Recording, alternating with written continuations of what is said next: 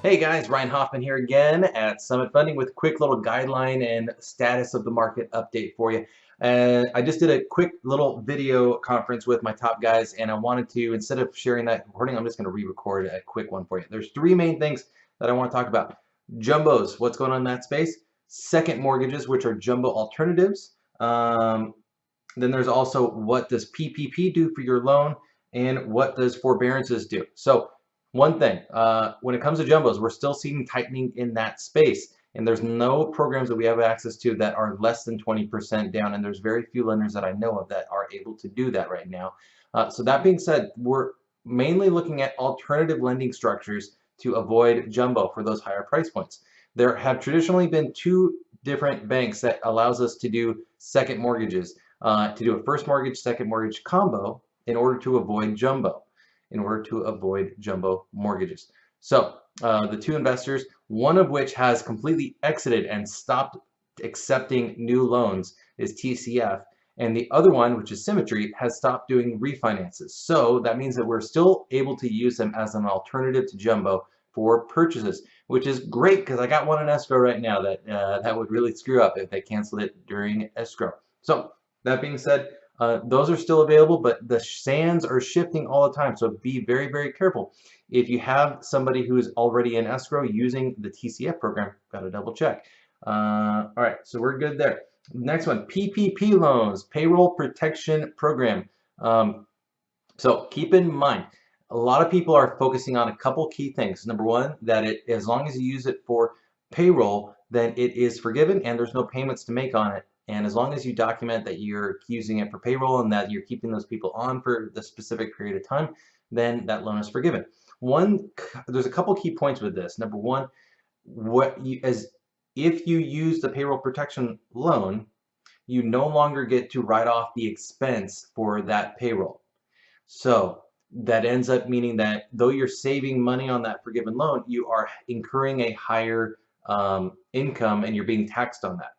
My thoughts are, and there's no clarity on this, whether or not whether or not the IRS is going to send you a 1099 for that forgiven loan. Think of it like back in the day when you had a short sale. If you a short sale for a period of time, they would send you a 1099 for the amount of interest that was forgiven. So if you short sold $100,000 under the value of the house or under the loan amount, and $100,000 of debt was forgiven, they would send you a 1099 as if you earned $100,000, which created a gigantic tax liability. So if they do the same thing, even though you're getting PPP, you are losing write-offs, and you're getting a tax hit for the amount of money that you're forgiven. So we haven't gotten any word on this, and I've talked to a couple CPAs recently, and they're all telling me the same thing, that there is no clarity about how the forgiveness portion of this works.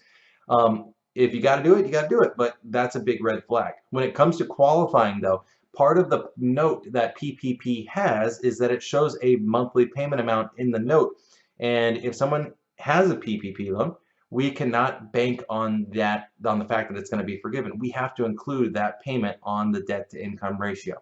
So number one, encourage your clients to not take it if they don't have to, or keep them aware of the other things that are happening with it, but also be aware that it could impact the qualification of the buyer. Had it for clients that have very, very small businesses, and that very small PPP loan ended up being like $500 a month in minimum payments, even though they were not going to make a payment because it was all going to be forgiven. So something to keep in mind. Lastly, forbearances are a big deal right now. We have a lot of clients who basically tried to get forbearances, and if we see that on there, we have to document that the forbearance was canceled, or and a bunch of other stuff. Basically show that they never requested it. If somebody is requesting a forbearance now and they're trying to buy a house or they're trying to refinance, it automatically kills the deal. And you can tell people as well, if you get a mortgage forbearance, I believe the guidelines say that we're not allowed to do a mortgage for anybody buying or refinancing for 12 months afterward. So keep that in mind. Don't do forbearance. Be very aware about the free PPP money that is being offered. If you do not have to take it and your company is still making income, don't take it. and then the sands are the sands are shifting underneath our feet when it comes to second mortgage and jumbo alternative loan structures. That being said, if there's anything you guys need, you got any outside the box loans you want to run through, if you have any transactions that are going sideways and you want to find a creative structure to keep it together, give me a call, 951-312-8650, anywhere in California or Arizona. Talk to you later. Bye.